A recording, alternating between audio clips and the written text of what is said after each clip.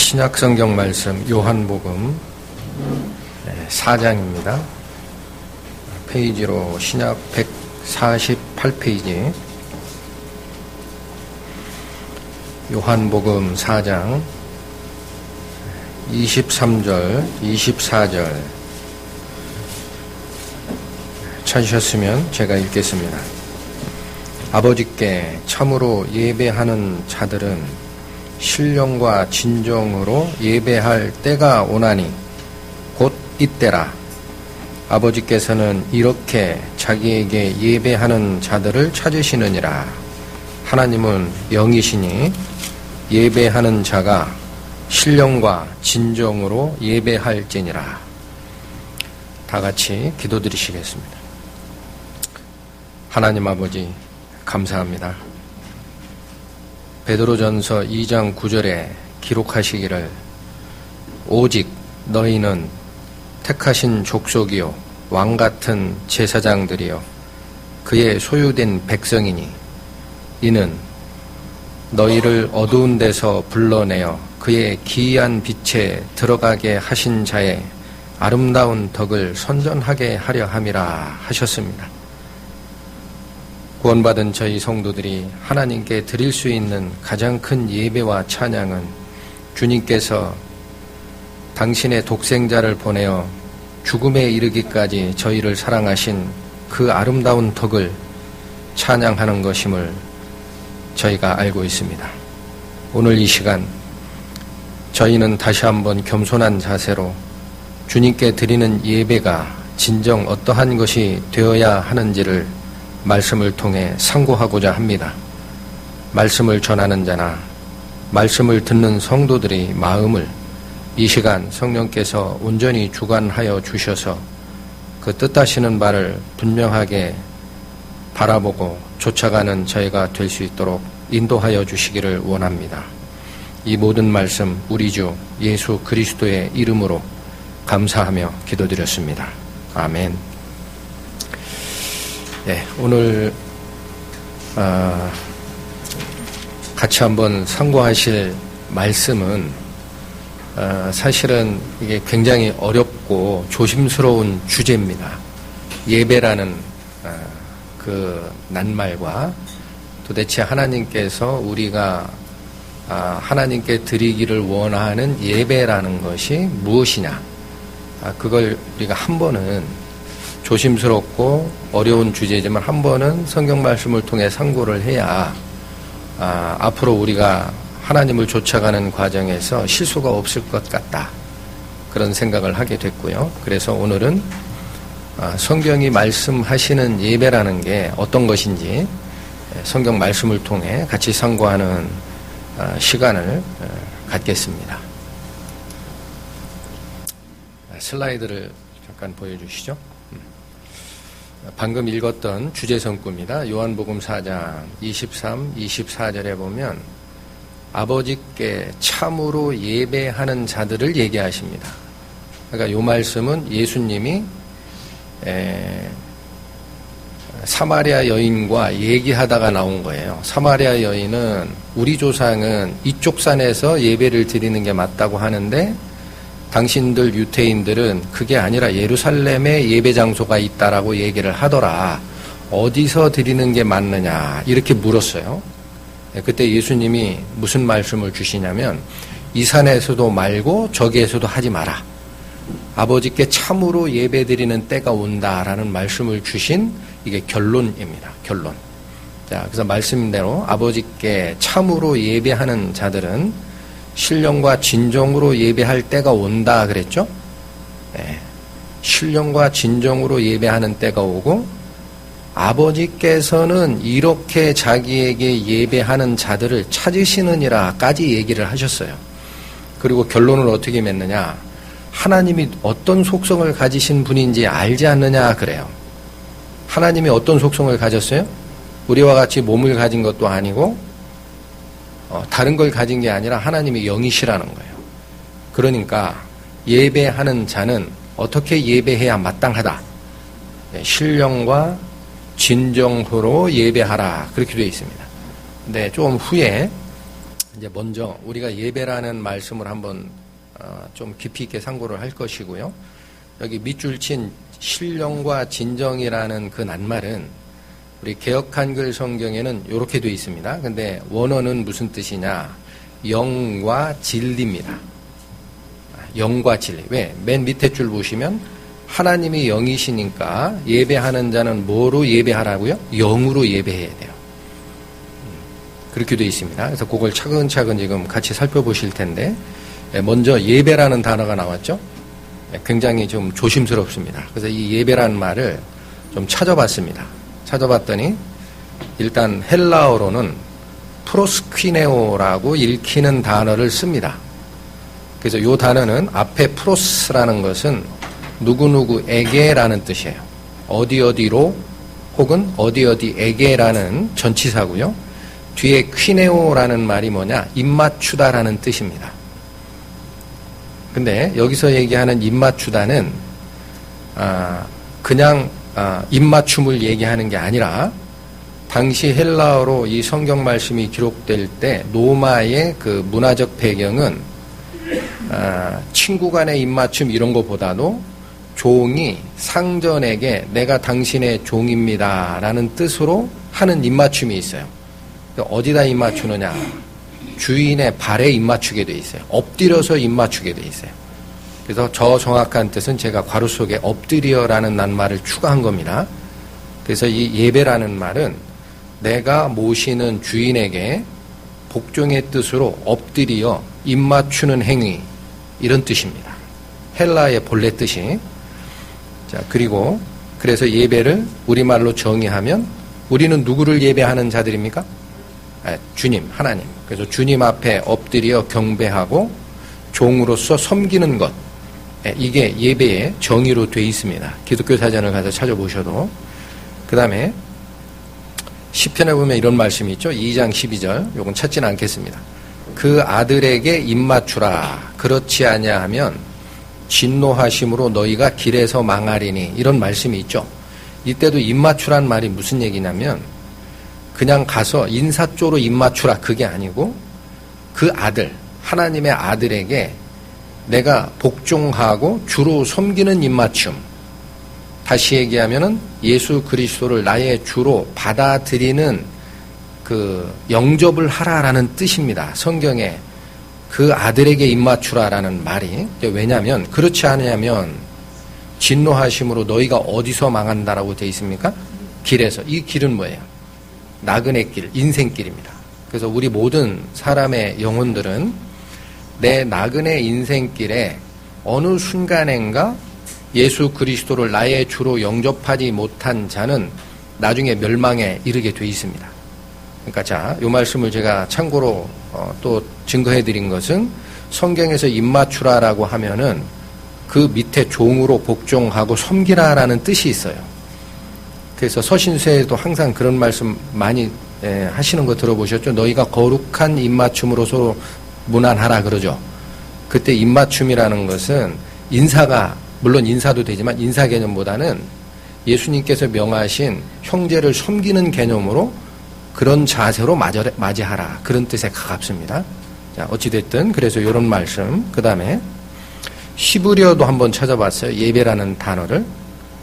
히브리어는 반대로 읽히는 거 아시죠? 오른쪽에서 왼쪽으로. 발음 나는 대로 적으면 저게 쏴하라는 히브리어입니다. 근데 이 뜻은 뭐냐? 절하다라는 얘기, 한마디로. 절하다. 주님께 종으로서 경배하고 섬기는 자세. 절하다라는 뜻입니다. 그 다음에 또 하나. 우리에게 이제 익숙한 게 있죠? 예배를 한자로 썼습니다. 그래서 이것도 기독교 용어 사전이나 이런 걸 찾으면은 정의는 먼저 나옵니다. 예배를 뭐라고 얘기하느냐면 하나님을 향한 존경과 숭배를 나타내는 모든 활동 의식 이렇게 되어 있습니다. 이게 예배의 정의입니다.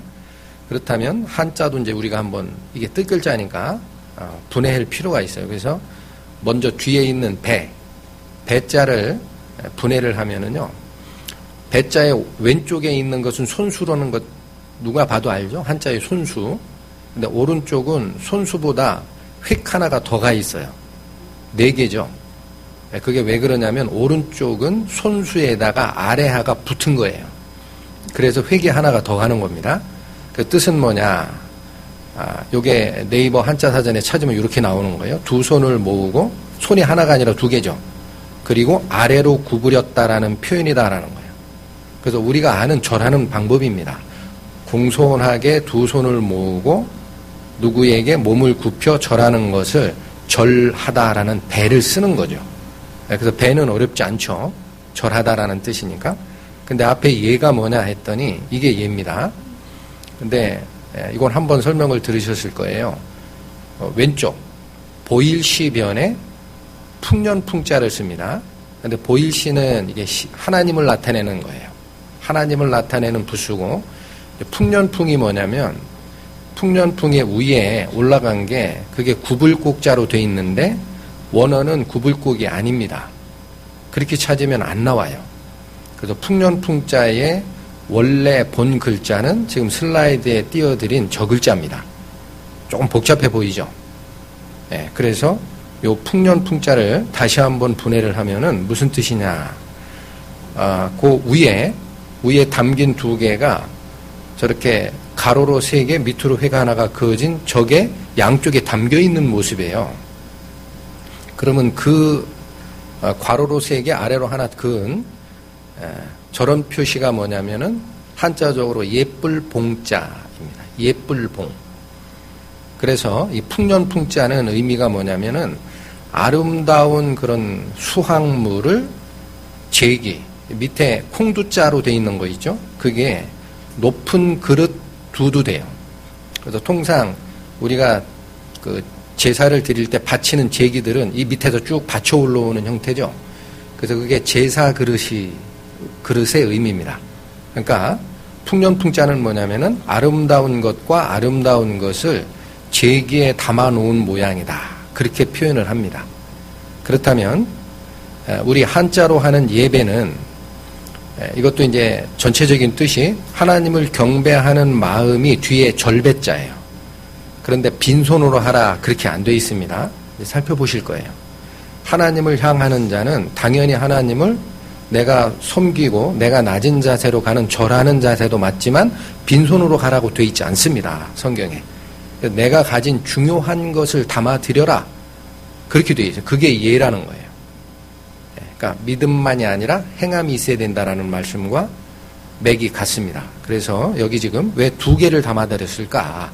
그래서 요 2개, 아름다운 것 2개가 담겨 있죠. 그래서 그걸 성경적으로 쫓아가 봤더니 이제 한번 보십니다. 출애굽기 13장 구약 102페이지.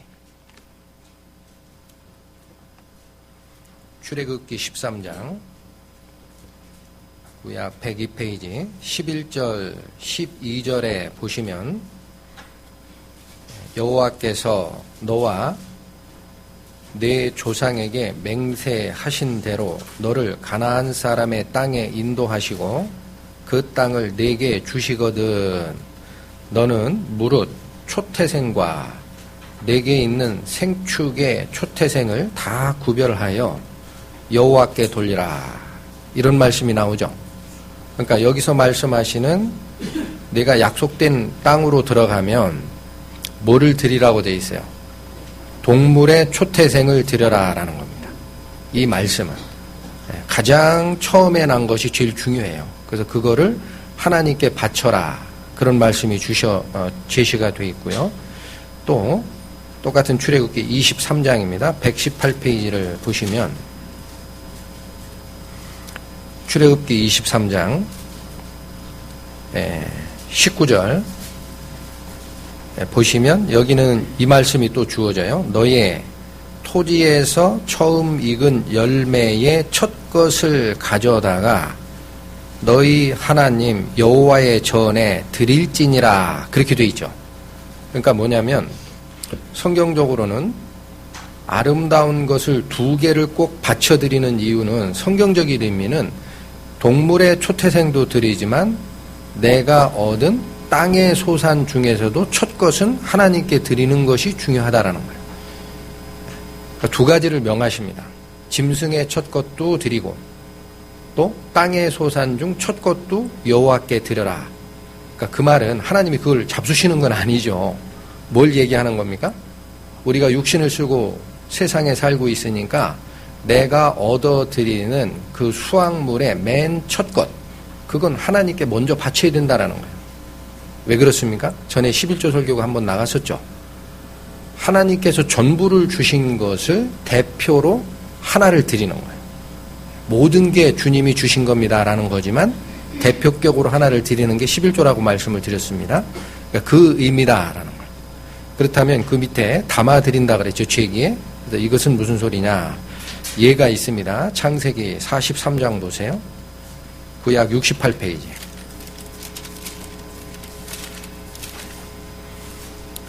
구약 68페이지. 창세기 43장 11절. 요 상황은 이겁니다. 야곱, 12지파를 낳은 아버지 야곱이 나중에 그 요셉이 애굽에 팔려가서 총리가 됐다가 이쪽에 그 이스라엘 땅에 흉년이 들어서 그 밑으로 내려가는 과정이 있었었죠. 그때 그 아버지 야곱이 그러면 우리가 내려가자라고 얘기를 하면서 그러면 그 애굽 왕에게 우리가 예물을 가져가야 되지 않느냐라고 얘기할 때 한 말입니다. 거기 어디냐면 11절 찾아보세요. 그들의 아비 이스라엘이 그들에게 이르되 그러할진대 이렇게 하라. 너희는 이 땅에 아름다운 소산을 그릇에 담아 가지고 내려가서 그 사람에게 예물을 삼을지니. 그렇죠? 예. 성경적으로는 예를 갖춘다라는 것은 내가 가진 아름다운 것을 그릇에 담아 드리는 것이다 라고 이스라엘이 얘기를 하는 과정이 보입니다. 이 이스라엘이 누굽니까? 야곱입니다. 야곱. 야곱이 그렇게 얘기하는 거예요. 그 다음에 이게 제사 규례에도 똑같이 얘기가 되어 있습니다. 신명기 보시죠. 신명기 12장 구약 281페이지.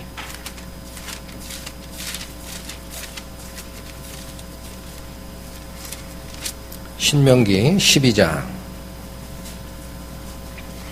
11절 보시겠습니다.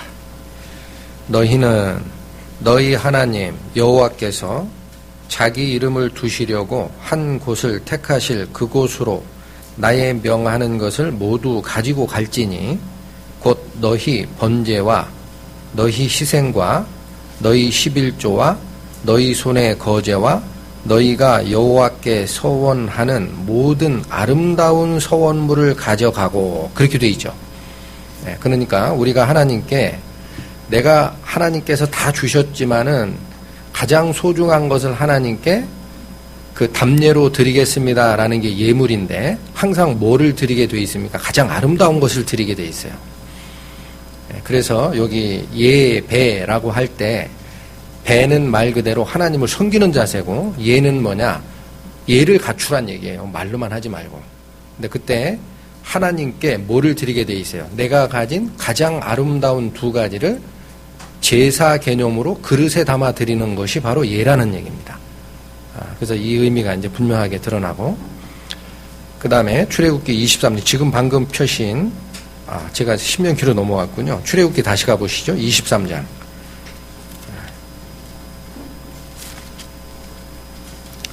출애굽기 23장 14절.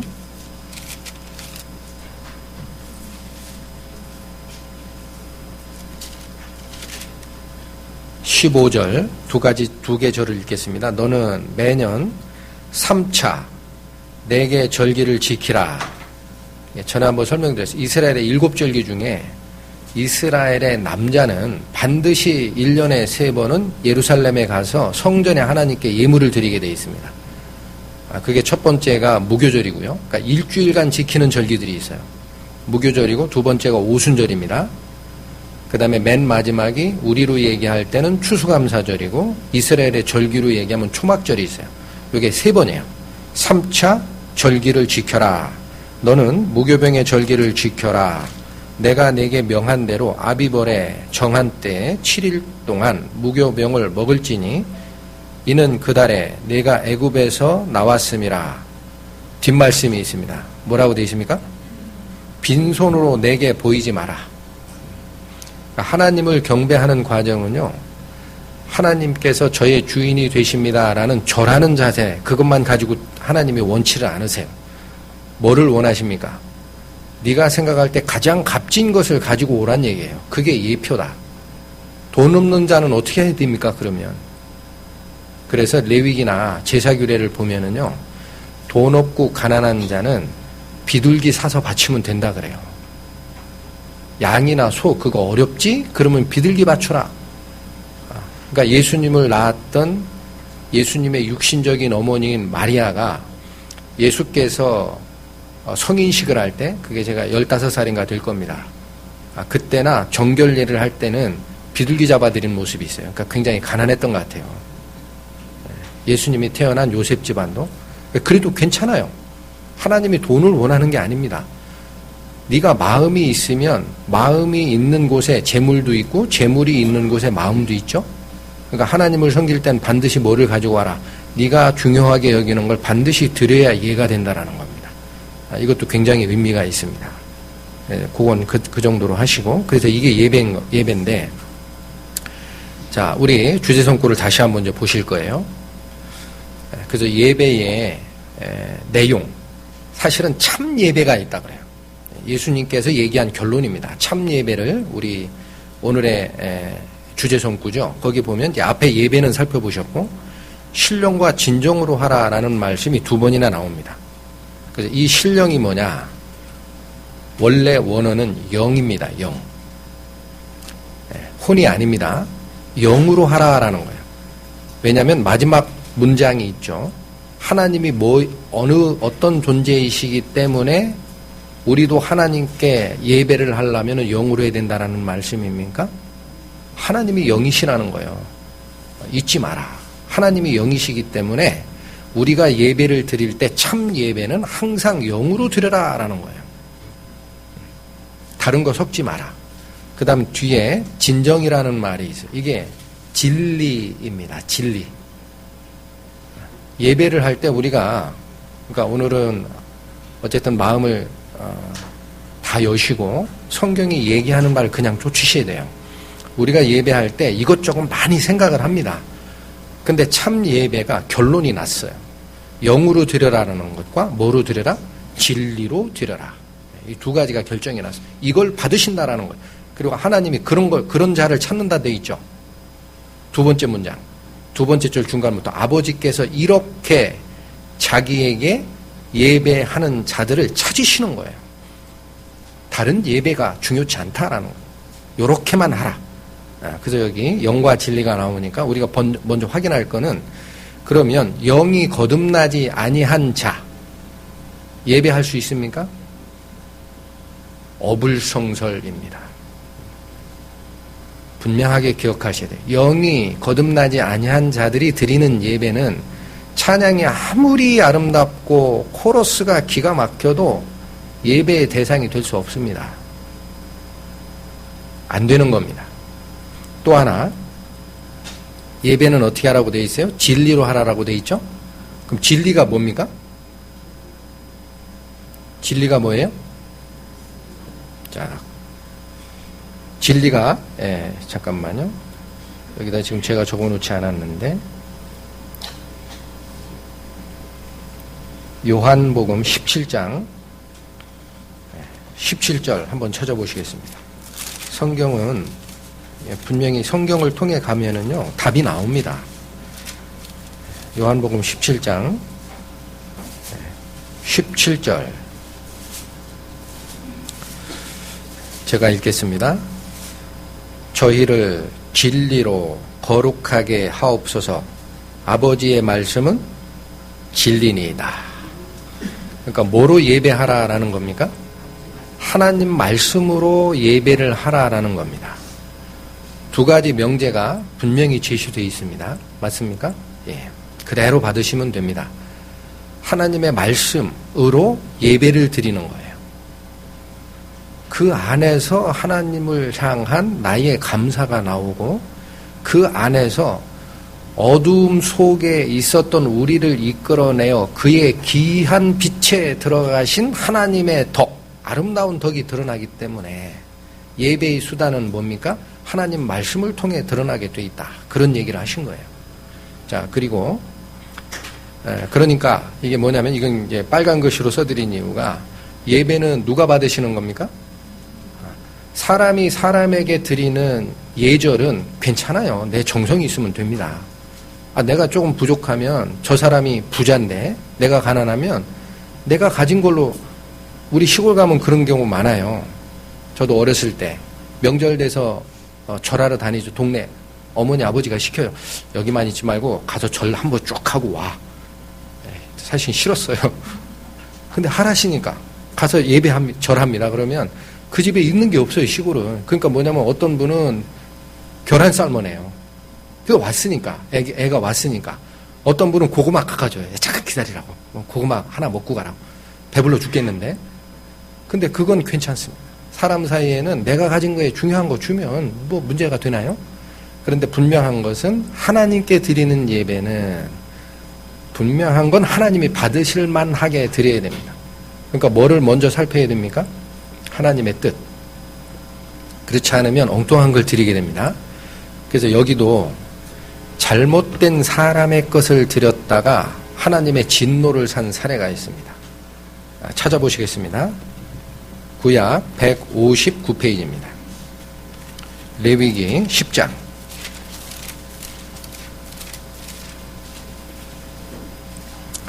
레위기 10장. 자, 1절과 2절 읽겠습니다. 아론의 아들 나답과 아비후가 각기 향로를 가져다가 여호와의 명하시지 않은 다른 불을 담아 여호와 앞에 분향하였더니 뭘 한 거죠? 예배한 거예요. 그런데 앞절에 잠깐 나옵니다. 하나님이 명하시지 아니한 다른 불을 담아서 예배에 드려요. 결과가 어떻게 되나요? 2절 읽으십시오. 불이 여호와 앞에서 나와 그들을 삼킴에 그들이 여호와 앞에서 죽은지라. 이게 처음에 제사가 시작되던 바로 그때입니다.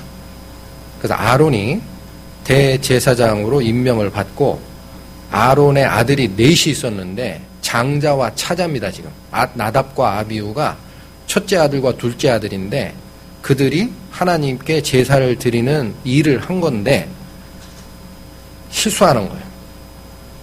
그래서 곧바로 죽습니다. 그럼 뭐를 실수했습니까? 1절에 단서가 나오죠. 왜 하나님께서 이들을 받지 않고 죽여버리시는 겁니까? 여호와의 명하시지 않은 다른 불을 담아서 향로에 향을 피운 겁니다. 그러니까 조심스럽죠? 하나님이 원하시지 아니하는 것을 담아 드릴 때는 하나님이 받으시는 게 아니에요. 그러니까 우리가 조심스럽죠. 그렇다면 하나님이 명한 불은 뭘까요? 네, 지금 표신 레위기에 16장으로 오른쪽으로 좀 넘겨보시죠. 16장 가보겠습니다. 레위기 16장 12절 보시겠습니다. 향로를 취하여 여호와 앞 단 위에서 피운 불을 그것에 채우고 또 두 손에 곱게 간 향기로운 향을 채워가지고 장 안에 들어가서 여호와 앞에서 분향하여 향연으로 증거궤 위 속죄수를 가리우게 할지니. 이 말씀 나오시죠? 그러니까 이 말은 뭐냐면 장이라는 것은 커튼이에요. 커튼. 성소와 지성소의 구조는 여러 번 설명드렸으니까 아실 겁니다. 성소에는 매번 들어가는 거예요. 제사장들이. 근데 지성소로 들어갈 때는 중간에 막이 있어요. 그 커튼, 그걸 열고 법궤가 안치되어 있는 지성소로 들어가는데 그냥 들어가면 죽는다는 겁니다. 그래서 어떻게 들어가라?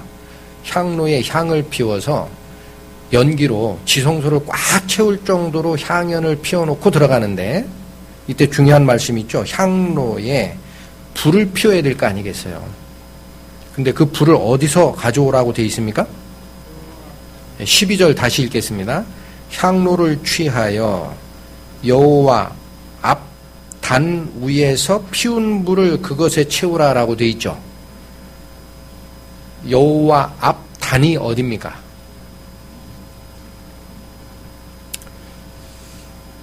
여호와 앞에 있는 단, 이게 번제단입니다. 항상 번제단의 불은 24시간 꺼지지 않게 되어 있어요. 거기서 취하여야 되는 거예요. 향로에 피우는 불은 번제단에 있는 그 불씨에서만 취하게 되어 있습니다. 왜 그렇습니까? 하나님께 예배하러 들어가는 거죠. 향로에 향 피우라는 것이. 그러면 죄 있는 자는 하나님께 예배 드릴 수 있습니까? 없습니까? 없습니다. 그럼 번제단이 하는 역할이 뭡니까? 죄가 속죄하는 장소예요. 그러니까 속죄가 된 결과물, 죄가 없는 상태에서 출발한 예물을 드리라는 뜻이에요. 영적 의미는. 근데 지금 여기 어디서 취하라고 돼 있어요? 번제단에서 취하라고 돼 있죠. 그런데 이 번제단에서 취하는 이 불이 거기서 취하나 다른 데서 불 피우나 무엇이 다르길래 문제가 생겼느냐 이겁니다. 나답과 아비후 둘이 거기서 취하라고 돼 있어요. 조금 더 살펴보면 지금 레위기 6장 다시 앞쪽으로 가보세요. 레위기 6장 12절 13절을 보시면은 이건 이렇게 됩니다. 처음에 아론이 대제사장으로 쓸 때는 사람이 피운 불로 시작을 해요. 번제단을 어쨌든 거기에 양과 염소를 잡아서 제물을 거기다 번제로 태워야 되니까. 그런데 다 준비가 된 다음에 번제단 불이 바뀝니다. 이런 건 조심스럽게 보셔야 돼요. 레위기 6장 12절 보시면 단 위에 불은 항상 피워 꺼지지 않게 할지니 그렇게 나오죠. 그 다음에 제사장은 아침마다 나무를 그 위에 태우고 번제물을 그 위에 벌려놓고 화목제의 기름을 그 위에 살을 찌며 불은 끊이지 않고 단 위에 피워 꺼지지 않게 할지니라 라는 규례가 있죠. 그러니까 번제단 불은 24시간 피우는 겁니다. 밤에도 누군가 거기 지키고 있어야 돼요. 그렇게 돼 있는 거고. 그런데 이 번제단 불이 어떻게 내려왔느냐면 9장으로 가보세요. 레위기 9장에 가보시면 이런 말을 합니다. 이제 모세가 아론과 대제사장인 아론과 그 아들들에게 얘기를 하는 건데 4절에 이런 말을 해요. 또 화목제를 위하여 여호와 앞에 드릴 숫소와 숫양을 취하고 또 기름 섞은 소제물을 가져오라 하라. 오늘 여호와께서 너희에게 나타날 것임이니라. 뭐가 어디에 임하신다고요? 하나님이? 여기 임한다라는 거예요. 하나님이 임하게 돼 있다. 그 다음에 6절에도 나옵니다. 모세가 가로되 이는 여호와께서 너희에게 하라고 명하신 것이니 여호와의 영광이 너희에게 나타나리라 하고 24절에 가보시면 22절부터 읽겠습니다. 아론이 백성을 향하여 손을 들어 축복함으로 속죄제와 번제와 화목제를 피를 하고 내려오니라. 그러니까 제사가 1단계 완성이 된 거죠. 그런데 23, 24절 모세와 아론이 회막에 들어갔다가 나와서 백성에게 축복하며 여호와의 영광이 온 백성에게 나타나며 24절 불이 여호와 앞에서 나와 단 위에 번제물과 기름을 사른지라. 백성이 이를 보고 소리 지르며 엎드렸더라. 무슨 광경입니까? 처음 출발은 규례대로 번제단에 처음 불을 피운 것은 사람의 불을 피운 거예요. 그래서 번제와 화목제와 대제사장을 세우는 과정을 마쳤을 때 모세가 얘기하기를 오늘 하나님의 영광이 나타날 거야 라는 말씀을 먼저 하셨죠. 그리고 하나님의 영광이 나타나면서 뭐라고 했느냐면 그 번제단에 올라와 있는 그 제물들을 하늘에서 불이 내려와서 싹 살르는 과정이 있습니다. 하나님이 받으셨다는 뜻이에요. 첫 번째는. 두 번째는 뭡니까? 그 이후부터는 그 번제단의 불은 사람의 불이 아니라 하나님의 불입니다. 하늘에서 내려온 불씨가 바뀐 거예요. 그러니까 반드시 앞으로 향로를 가지고 지성소에 들어와서 향을 피우거나 할 때는 어느 불을 씨불로 써라 그러는 거예요. 하나님이 내린 불, 번제단의 불. 다른 데서 불 피우면 안 된다라는 거예요. 그래야 하나님이 받으심직한 예배가 되고 제사가 되는 겁니다. 그러니까 나답과 아비후가 뭐를 실수한 것인지 보이죠? 하나님이 내리신 그 불을 씨불로 사용, 씨불이라고 하나요? 밑불로 사용해서 향을 피운 것만이 향단에 드리는 그 불씨가 될 수 있는데 다른 불을 가지고 드린 거예요. 그러니까 하나님이 받으십니까? 노하십니까? 노하시는 거예요. 그건 받을 수 없는 부정한 거다라는 거예요. 그러니까 죽는 거예요. 하나님 앞에서.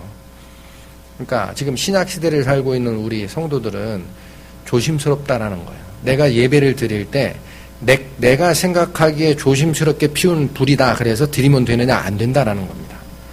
뭘 먼저 살펴야 됩니까? 예배는 하나님께 드리는 것이기 때문에 하나님의 뜻을 먼저 살피라라는 거예요. 굉장히 중요하다. 자, 그 다음에 그러면 아까 두 가지 예수님께서 사마리아 여인과 대화를 주고받으시면서 두 가지 원칙을 정하셨어요. 아버지께서도 이런 예배를 드리는 자를 찾고 계시고 하나님은 영이시니 예배하는 자가 영과 진리로만 예배하라. 그렇게 되어 있죠. 이걸 조금 더 살피겠습니다. 그러면 영으로 예배하라 이 말은 다른 말로 하면 혼과 감정은 예배 대상이 됩니까? 될 수 없습니까? 없습니다. 이 과정도 잘 기억하셔야 돼요. 내 영이 살아났죠. 내 영이 살아났으면은 찬양을 드리는 주체는 사실은 사람의 혼입니다. 그런데 영이 주관이 된 상태에서 혼이 거기에 접목이 됐을 때 찬양이 되는 것이지 영이 없이 혼만을 가지고 찬양하는 것은 나답과 아비후가 다른 불 드리는 거랑 똑같은 겁니다. 하나님이 안 받으시는 거예요. 그 다음에 감정으로도 찬양할 수 있습니까?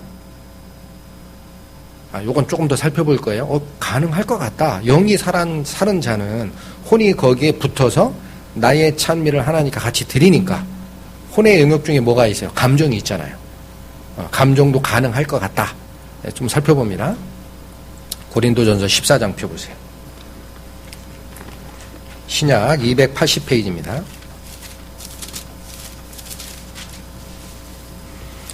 고린도전서 14장 15절 읽겠습니다. 그러면 어떻게 할꼬? 내가 영으로 기도하고 또 마음으로 기도하며 내가 영으로 찬미하고 또 마음으로 찬미하리라. 자, 요 말씀은 요 고린도전서 14장의 배경이 뭐냐면요. 방언 사건이에요. 방언. 그 당시 초대교회에는 방언하는 일이 영적으로 있었습니다. 근데 자꾸 이쪽 저쪽에서 중구난방으로 방언을 하고 난리가 나니까 사도 바울이 방언 건을 놓고 쭉 설명을 하는 겁니다. 하다가 뭐라고 했느냐면 남이 알아듣지 못하는 말을 하지 말라 그래요. 그거 은혜롭지 않다. 그래서 뭐라고 얘기하니까 나중에 뭐라 그래요? 1000마디 방언보다 깨달은 마음으로 한마디 하나님 말씀을 하는 게 더 중요하다. 그러시면서 주는 말씀이 요 15절인데 무슨 말이냐면 그러면 어떻게 해야 되느냐라는 거예요. 방언 그런 거 어떻게 해야 되느냐. 방언이 하나님을 예배하는 거냐. 그렇지 않다라는 거예요. 혼란스럽다. 그러면서 주신 말씀입니다. 그러면 어떻게 할고 내가 뭐로 기도해요? 영으로. 첫 번째 똑같습니다. 예수님이 얘기하신 사마리아 여인과 대화 중에 말씀하신 참 예배와 같은 거예요. 영으로 기도하라. 그 다음 뒤에 또 모두 기도할 수 있어요. 마음으로도 할 수 있어요. 이면 영이 산 자는 나의 진정은 혼에서 속하 있는 거예요. 그러니까 그걸 가지고 갈 수 있습니다. 그러니까 마음으로도 또 기도하는 것이고 또 나옵니다. 내가 영으로 또 찬미하고 뭐로 또 찬미해요? 마음으로도 찬미하다. 앞에 항상 뭐가 끌고 다닙니까? 영이 끌고 다닙니다. 그런데 이 뒤에 있는 이 마음이라는 거 있죠. 얘가 혼이 아닙니다. 이게 좀 어려운 건데 혼은 굉장히 넓어요. 우리 수련회 설교에서도 김봉조 전도사님께서 아주 자세하게 설명해 주셨어요. 그런 거 나중에 다시 들으십시오. 혼의 영역은요, 내가 판단하는 지성의 영역도 있고 기쁘고 좌절하고 이런 걸 느끼는 감성의 영역도 있고 결단하는 의지의 영역도 있고 굉장히 넓습니다. 그런데 여기 혼이라고 안 돼 있어요. 내가 영으로 기도하고 또 혼으로 기도하며 그러면 너무 많아서 뭘 가지고 기도하는지가 안 드러납니다. 근데 여기 마음이라고 돼 있는데 이걸 쫓아가 봤어요. 이게 뭐냐? 헬라어로는 노이라는 단어입니다. 노이. 푸시케라는 것이 혼이에요. 단어가 달라요. 그리고 영어로는 무슨 뜻이 있느냐? 첫 번째가 마음이라는 마인드, 마음이라는 뜻이 있어요. 근데 마음 그러면 혼도 마음이고 다 마음 아니냐? 그래서 좀 더 구체적으로 들어가면 understanding이라는 뜻이 있습니다. 이건 명철이라고도 번역이 됩니다. 명철. 그 다음 reason이라는 게 이게 뭐예요? 이성입니다. 그러니까 영이 거듭난 자가 하나님께 예배드릴 자격이 있는데 내 마음을 담아드리는 혼의 영도 참여할 수 있는 거예요.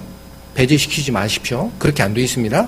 영이 거듭나면 드릴 수 있는데 진정한 내 마음의 중심이 갈 수 있는 거예요. 기도에, 찬양에도.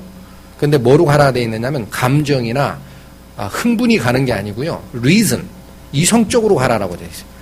그래서 세번역 성경에는 내가 영으로 기도하고 이성으로 기도하며 내가 영으로 찬미하고 이성으로 찬미하리라. 그렇게 번역이 되어 있습니다. 공동번역과 세번역 성경에. 그러니까 우리가 뭐를 조심해야 돼요? 제가 이 말씀을 드리는 이유가 있습니다. 하나님께 향한 찬송과 기도가 우리 굉장히 중요한데요. 이방 사람들이 얘기하는, 그러니까 더 쉽게 얘기하면 K-팝 스타 이런 거, 이게 음악 경연대회 많죠? 그런데 보면 심사위원들이 JYP나 양현석 씨 이런 사람들이 뭐라고 하느냐, 아주 어린 소녀가 노래를 불러도 칭찬할 때 뭐라 그래요? 소울이 있다 그러죠. 그 속에 소울이 있다. 음악적 기교는 약하지만. 그런 얘기 하는 거 들어보셨습니까? K-팝 스타 안 들으시는 모양이네. 저는 안 보는데 가끔 이렇게 들으면 그런 심사평을 해요. 그때 얘기하는 그 소울의 개념은 이 리즌이 아니에요. 이성이 아니에요. 사람의 감정을 흥분시키는 부분이 있습니다. 대부분 그런 음악의 종류는 사탄 쪽에 속한 거예요. 우리를 현혹시키는 게 감정이에요. 근데 여기 분명히 내 혼의 영역 중에 기도와 찬미에 참여하는 영역을 얘기하시면서 성경은 소울이라고 통합적으로 얘기를 하시지 않습니다. 이성이 가라. 성경이 그렇게 얘기하니까 하나님은 어떤 하나님이라고 그래요? 혼돈의 하나님이 아니시오? 하나님은 질서의 하나님이다. 그렇게 되어 있어요. 하나님을 찬미할 때 내 생각과 관계없이 막 흥분된 상태에서 찬양하는 거 하나님이 원하시는 게 아닙니다. 이런 것도 좀 우리가 구분할 수 있어야 됩니다. 자, 그 다음에 이건 아까 설명을 드렸지만 하나님을 예배하는 찬양에 있어서 그냥 노래 부르는 거는 찬송가를 부르든 유행가를 부르든 팝송을 부르든 관계없어요. 그게 아니라 하나님을 예배하는 찬양에 있어서는 비그리스도인은 참여할 수 없다라는 거. 분명하게 그건 긋고 넘어가셔야 됩니다. 그러니까 우리 찬양대가 뭐가 부족하다고 음악을 전공했던 분이 보충한다고 그분들 거기다 세울 수 없습니다. 이번에 그런 일이 있었어요. 목형제님 막았습니다. 우리 찬양은 그게 아니다. 세울 수 없다. 빠져라. 잘하신 겁니다. 비그리스도인은 예배의 찬양에는 참여할 수 없습니다. 분명히 그렇게 얘기하세요. 성경에서. 자, 보시겠습니다. 고린도전서 12장. 지금 찾으신 데서 약간 2장. 앞쪽으로 더 넘기시면 신약 265페이지. 고린도전서 2장. 자, 12절부터 14절까지 보시겠습니다. 우리가 세상의 영을 받지 아니하고 오직 하나님께로 온 영을 받았으니 이는 우리로 하여금 하나님께서 우리에게 은혜로 주신 것들을 알게 하려 하심이라. 자, 하나님께서 오신 영을 왜 줬다라고 얘기하십니까? 12절의 얘기는 하나님께로서 온 영을 우리가 받았는데 왜 그걸 받았다? 하나님께서 우리에게 은혜로 주신 것을 알게 하려고 성령을 주시는 거예요. 그거 없이는 하나님의 뜻을 이해하기 곤란하다는 거예요. 그게 하나님과 교통하는 통로가 되니까. 자, 그러시고 13절 우리가 이것을 말하거니와 사람의 지혜에 가르친 말로 아니하고 오직 성령의 가르치신 것으로 하니 신령한 일은 신령한 것으로 분별하느니라. 여기에 쓰인 신령도 영입니다. 영적인 것은 영적인 것으로만 분별하게 돼 있다. 자, 14절 뭐예요? 육에 속한 사람은 하나님의 성령의 일을 받지 아니하나니 저희에게는 미련하게 보이며 깨닫지도 못하나니 이런 일은 어떻게 분별한다고요? 영적으로라야 분별함이니라. 그러니까 구원받지 못한 자는 음률이 맞고 굉장히 웅장하고 하면은 그게 찬양으로 생각할 수 있습니다. 근데 우리는 분명히 기준을 가지고 있어야 돼요. 그렇더라도 그 사람들이 우리의 예배적 찬양에 참여할 수 있습니까? 안 됩니까? 안 되는 겁니다. 전혀 다른 거예요. 자, 그리고 진리로 하라 그랬어요. 두 번째, 하나님께서 이렇게 예배하는 자를 찾으시느니라 라고 하시면서도 결론의 말씀이 하나님은 영이시니 예배하는 자가 영과 진리로 예배하라. 그렇게 되어 있었습니다. 그렇다면 이 진리로 예배한다는 말씀이 뭐냐? 아까 찾으셨어요. 요한복음 17장 17절에 진리라는 것은 하나님 말씀입니다. 네, 이건 넘어가시고. 그렇다면 사도들도 있어요. 사도. 처음에 예수님의 제자였던 사도들이 일이 많아집니다. 굉장히. 얼마나 많아졌냐면요. 기억하실 겁니다. 오순절날 베드로가 설교를 한 번 딱 하니까 몇 명 구원받아요?